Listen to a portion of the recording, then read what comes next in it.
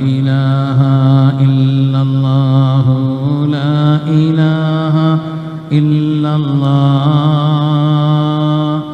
لا إله إلا الله محمد رسول الله الصلاة على النبي والسلام على الرسول الشفيع الأبطحي والحبيب العربي.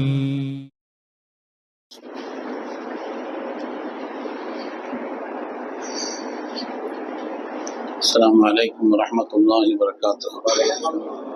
الحمد لله العظيم القدرة والشان شديد البطش والبرهان حافظ الدين والقرآن ما شاء الله كان ما لم يشاء لم يكن لا حول ولا قوة إلا بالله إن أريد إلا الإصلاح ما استطعت وما توفيقي إلا بالله عليه توكلت وإليه أنيب سبحانك لا علم لنا إلا ما علمتنا إنك أنت العليم الحكيم.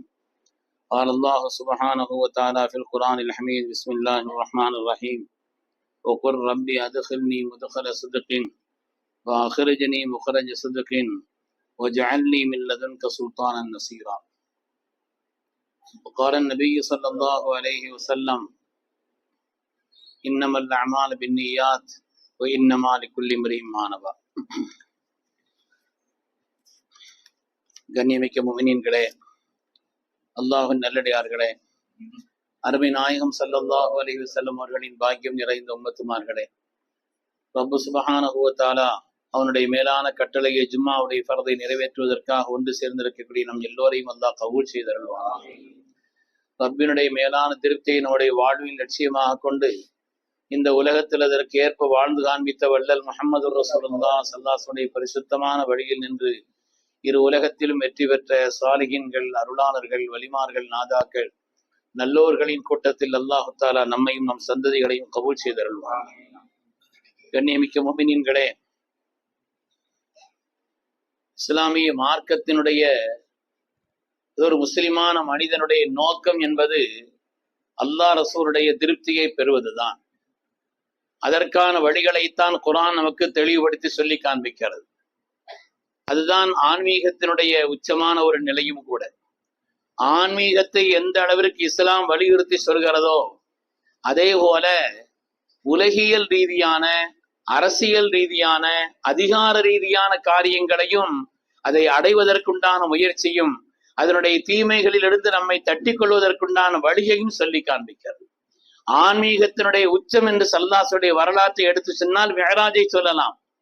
மிஅராஜ் தான் ஸல்லல்லாஹுடைய ஆன்மீகத்தின் உச்சமான ஒரு நிலை.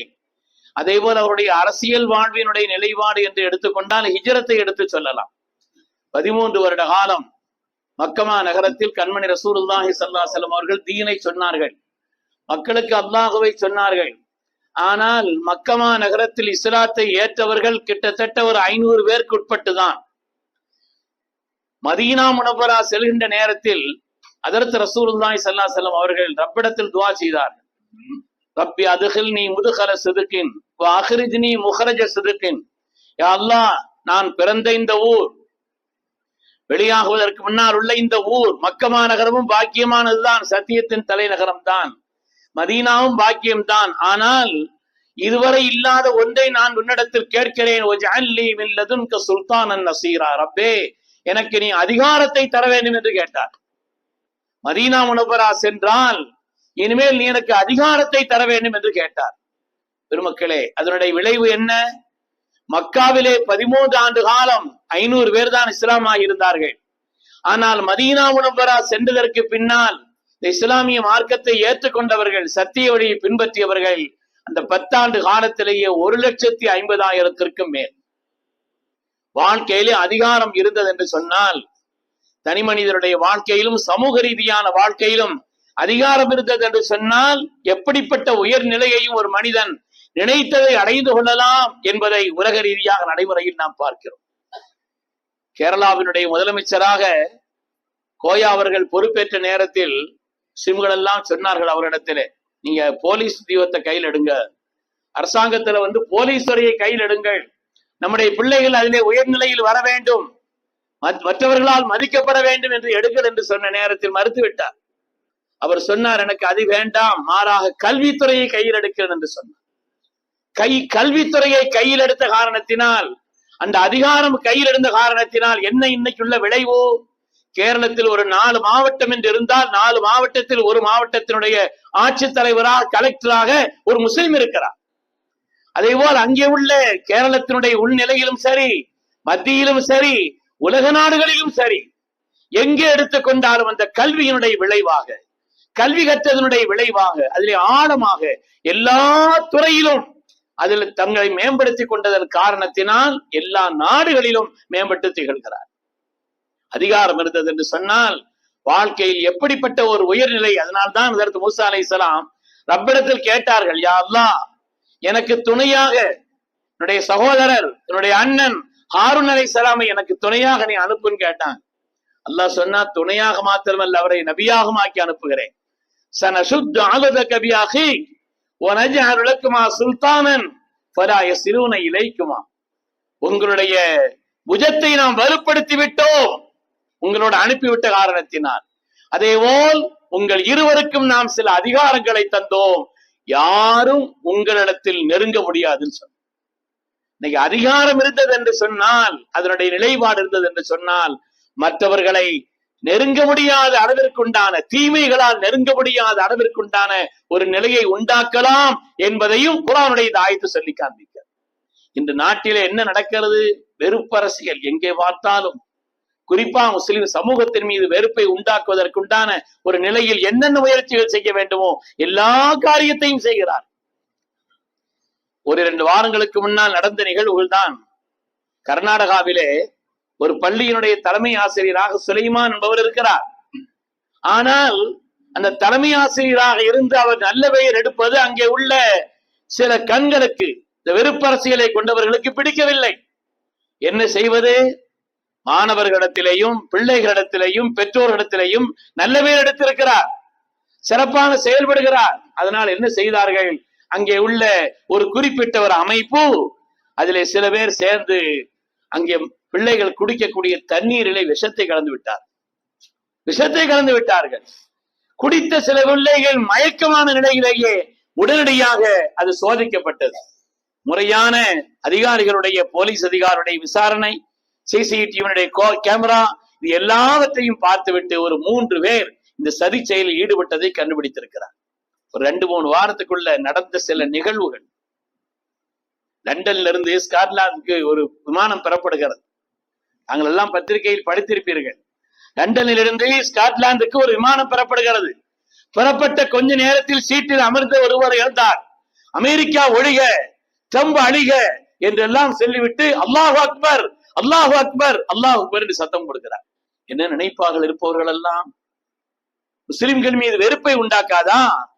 இஸ்லாமிய சமயத்தின் மீது உண்டான கண்ணியத்தை போக்காதா? அவரின் மீது, அந்த வார்த்தையின் மீது வெறுப்பை உண்டாக்கி விடாதா? இந்த விமானத்திலே நான் வெடிகுண்டு வைத்ததை தவிர்க்க போகிறேன் என்று அறிவிப்பு செய்கிறார். உடனடியாக விமானம் அங்கே லண்டனுக்கே மீண்டும் திரும்பி இறக்கப்படுகிறது. அங்கே டேக் ஆஃப் செய்கிறார்கள். விமானம் இறங்கி விட்டது பார்த்தா ஒன்றுமில்லை. கடைசியில் யார் சொன்ன ஒரு முஸ்லிமாக இருப்பாரா என்று பார்த்தால் அபய் தேவதாஸ் நாயக் என்ற இந்தியாவை சார்ந்தவர். அபய் தேவதாஸ் நாயக் என்ற இந்தியாவை சார்ந்தவர் முஸ்லிம்களின் மீது வெறுப்பை உண்டாக்க வேண்டும் என்பதற்காக இதை சொன்ன காரணத்தினால பிடிபட்டு சிறையில் இருக்கிறார். ஆனால் என்ன விளைவுகள் எல்லாம் வரும் என்று தெரிந்தாலும் கூட ஒரு வெறுப்பை உண்டாக்கக்கூடிய ஒரு நிலைப்பாடு, என்பது பரப்பப்பட்டிருக்கிற காரணத்தினால் இன்று நாடு எங்கே ஒரு சென்று கொண்டிருக்கிறது என்பதை நாம் உணர முடியாது. சில நாட்களுக்கு முன்னாலே மும்பையிலிருந்து கல்கத்தாவுக்கு பெறப்பட்ட இண்டிகோ விமானம் மும்பையிலிருந்து கல்கத்தாவுக்கு பெறப்படுகிறது. அந்த நேரத்தில் பார்வை தெரியாத அல்லது பார்வை நன்றாக தெரியாத ஒரு முஸ்லிம் விமானி, அவரை அழைத்து கொண்டு போய் அங்கே அமர வைக்கிறார்கள். அமர வைத்தால் பக்கத்திலே அமர்ந்தவர், அவருடைய மேனியில் இவருடைய மேனி பட்டுவிட்டதாம், சீட்ல பக்கத்துல உட்கார்ந்து இருக்கும் பொழுது. அதனால எழுந்திருந்து இவரை ஓங்கி கண்டத்தில் அறைகிறார். இப்படி அப்படி அல்ல, கடுமையான ஒரு காயத்தை, மனப்பதட்டத்தை உண்டாக்கக்கூடிய அளவிற்கு மற்றவர்கள் எல்லாம் தடுத்தும் கூட என்ன நடக்கிறது என்று இங்கே பார்த்தால் இவர் பார்வை இல்லாதவர் பக்கத்திலே அமரும் பொழுது அவருடைய மேனி இவருடைய மேனியிலே பட்டுவிட்டதாம். அதற்காக அறைந்தார். கடைசியில் பார்த்தால் ஒரு முஸ்லிமின் மீது உண்டான அந்த வெறுப்பின் காரணத்தினால் இந்த காரியத்தை செய்திருக்கிறார் என்று விமானத்திலே உள்ள விமான பொறுப்பதி அதிகாரிகள் கண்டுபிடித்து, இனிமேல் இண்டிகோ விமானத்திலே இந்த நாட்டிலும் சரி எங்கேயும் சரி இந்த பயணிக்க முடியாது என்று அவருக்கு உண்டான வாழ்நாள் தடையை ஏற்படுத்தி விட்டார். சொல்ல வருவது என்னவென்று சொன்னால், அருமையானவர்களே, இப்படி ஒரு வெறுப்பு அரசியலை நாட்டிலே உண்டாக்கப்பட்டு கொண்டே இருக்கிறது. எந்த காரியத்தை செய்தாலும் முஸ்லிம்களுக்கு எதிரான ஒரு நிலைப்பாட்டை உண்டாக்கப்பட்டு கொண்டே இருக்கிறது என்பதை நாம் பார்க்கிறோம். அதற்கு மாற்றமாக நம்மிடத்தில் பொறுப்புகள் வருகின்ற நேரத்தில் அதிகாரம் இருக்கும் பொழுதுதான் நினைத்ததை செய்ய முடியும். ஸல்லல்லாஹு அலைஹி வஸல்லம் மதீனா போன பிறகுதான் உலக நாட்டு தலைவர்கள் எல்லாம் கடிதம் எழுதினார். உலக நாட்டு தலைவர்களுக்கெல்லாம் நான் சில நாட்களுக்கு முன்னால் ஓமன் சென்றிருந்தேன், ஒமான் நாடு. அந்த ஓமன் செல்வதற்கு முன்னால் அந்த ஒமானை பற்றி ஹதீஸிலே வந்ததை எல்லாம் பார்த்தேன்.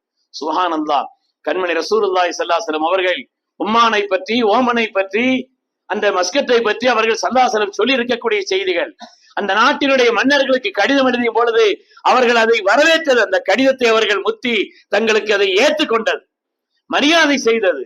அது மாதிரி ஸல்லல்லாஹு அலைஹி வஸல்லம் அவர்களிடத்திலே ஒரு ஆள் சொன்னார், நான் இடத்துக்கு போனேன், இஸ்லாத்திற்கு எதிரான நான் இஸ்லாத்தை ஏற்றுக்கொண்டதினால் என் மீது கடுமை காட்டினார் என்று சொன்ன பொழுது ஸல்லல்லாஹு அலைஹி வஸல்லம் சொன்னார்கள், உம்மானுக்கு சென்றிருந்தால் என்ன, அந்த மக்கள் உங்கள் மீது பிரியம் காட்டியிருப்பார்கள் என்று ஸல்லல்லாஹு அலைஹி வஸல்லம் சொன்ன செய்தி எல்லாம் பார்க்கிறோம். உலக நாட்டு தலைவர்களுக்கெல்லாம் ஸல்லல்லாஹு அலைஹி வஸல்லம் இப்படி எழுதினார் என்று சொன்னால், அருமையானவர்களே, அதிகாரம் கையில் இருந்தது. இன்னைக்கு முஸ்லிம்கள்ட்ட பொதுவான நிலை என்ன இருக்குதுன்னா, நமக்கு எதுக்கு அரசியல், அது துட்டுள்ளவங்க பாக்குறது, அது வம்புள்ளவங்க பாக்குறது என்றெல்லாம் எண்ணிக்கொண்டிருக்கிறார். பெருமக்களே, அரசியலை பொறுத்தவரையில எல்லாத்திலையும் அரசியல் இருக்குது. நாம வேண்டான்னு சொன்னாலும், ஒரு கடையில போய் ஊறுகாப்பட்டுல வாங்கினாலும் கூட அதுல அரசியல் இருக்குது. அந்த ஊறுகாப்பட்டத்துக்கு வரி போடணுமா போட வேண்டாமாங்கிறத அரசியல் தான் முடிவு செய்ய வேண்டும். எல்லாவற்றிலும் இருக்கிறது. அரசியல் தொடர்பான காரியங்களில் நாம் கவனம் செலுத்தாவிட்டால், யாரை நாம் விரும்பவில்லையோ, யாரை நாம் வெறுக்கிறோமோ அவர்கள் பொறுப்பிலே வருவார்கள். அதுல ஒதுங்கிக்கிட்டோம்னு சொன்னா, அருமையானவர்களே, அதனாலே இன்றுள்ள நிலையிலே நாம் ரப்பிடத்திலே, அல்லாஹ்விடத்திலே கேட்க வேண்டும். ஸல்லல்லாஹு அலைஹி வஸல்லம் அவர்கள் தாயிஃபில பல இடங்கள்ல போய் பலகீனப்பட்ட நேரத்தில் தான் ரப்பிடத்தில் கையேந்தினார். அல்லாஹும்ம இன்னி அஸ்கு இலைக ضعف قوتي وقلة حيلتي. யா அல்லாஹ், பலகீனமான நிலையிலே நாங்கள் இருக்கிறோம். இன்னைக்கு உள்ள நிலையில ஊடகங்கள் ஏதாவது ஒரு செய்தியை வெளியிடுகிறதா, காதுல இரும்ப காய்ச்சி ஊத்துன மாதிரி இருக்குது ஊடகங்களுடைய நிலைப்பாடு. எல்லாம் குருட்டு ஊடகங்களாக இருக்கிறது. யதார்த்த செய்தியை ஒன்றும் மிகையாக சொல்ல வேண்டியதில்லை. யதார்த்தமான நிலை என்னவோ, அதாவது இந்தியாவில் அதிகாரத்தை பெறுவதற்குண்டான ஒரு வழி என்பது தேர்தல் அரசியல் தான். இங்க அதிகாரத்தை பெறுவதற்குண்டான வழிங்கிறது, அரசியல் அதிகாரத்தை பெறுவதற்கு வேறு என்ன வழி இந்தியாவில் இருக்கிறது? தேர்தல் அரசியல் மாத்திரம்தான். இந்த தேர்தல் அரசியல் எப்படி போய்கொண்டிருக்கிறது என்பதை சில நாட்களுக்கு முன்னால் இன்று வந்திருக்கக்கூடிய செய்திகளை எல்லாம் நாம் பார்க்கிறோம். வந்திருக்கக்கூடிய செய்திகளை பார்க்கிறோம். கடந்த தேர்தல்ல கர்நாடகாவில ஒரு சட்டமன்ற அந்த ஒரு இதுல மாத்திரம் அதில் ஏற்பட்டிருக்கக்கூடிய நிகழ்வுகள், அந்த சட்டமன்றத்தை சேர்த்திருந்த ஒரு பாராளுமன்றத்திலே மாத்திரம் கிட்டத்தட்ட 1,00,000 மேற்பட்ட போலி வாக்காளர்கள் சேர்க்கப்பட்டிருக்கிறார்கள். இது அரசினுடைய தேர்தல் ஆணையம் தந்திருக்கக்கூடிய தரவுகளின் அடிப்படையில், வேறு எங்கிருந்தும் இந்த செய்தி உண்டாக்கப்படவில்லை. தேர்தல் ஆணையம் அவரிடத்தில் கேட்கிறார்கள், போன தேர்தல் நடந்த அந்த வாக்குப்பதிவு, அதிலே சொல்க்கப்பட்டிருக்கக்கூடிய அந்த வாக்காளர்கள் யார், அதில் யார் யார் எக்ஸ்ட்ரா சேர்க்கப்பட்டிருக்கு என்பதை தெரிவதற்காக கேட்ட பொழுது டிஜிட்டலிலே உள்ளதை கொடுக்காமல் அதை பெரிய அடுக்காக அதை தூக்கி கொடுத்தார். ஏன்னா அதை யார் பார்க்க வரா? 6 மாத காலம் அது சம்பந்தப்பட்ட விஷயத்தில் பார்த்து, ஒரு பாராளுமன்ற தொகுதிக்கு உட்பட்ட ஒரு பகுதியிலேயே 1,00,000 மேற்பட்ட போலி வாக்காளர்கள் சேர்க்கப்பட்டிருக்கிறார். போலி வாக்காளர்கள்.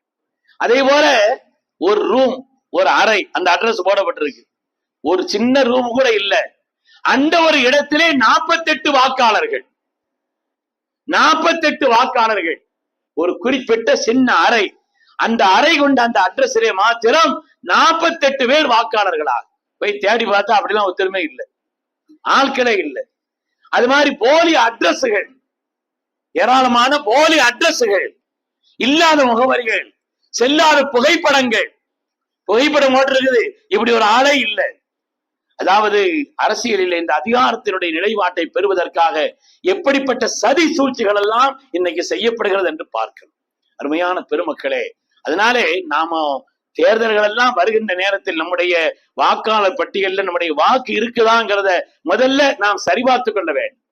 அது நமக்கு என்ன இருக்குது எந்த அல்ல, நாம் நம்முடைய இந்த அரசியல் ரீதியான அதிகாரத்தை இங்க தமிழ்நாட்டுல என்ன இருக்குது, அங்கொன்றும் இங்கொன்றுமாக ஏதாவது ஒன்று தகுதி வரும், அவ்வளவுதான்.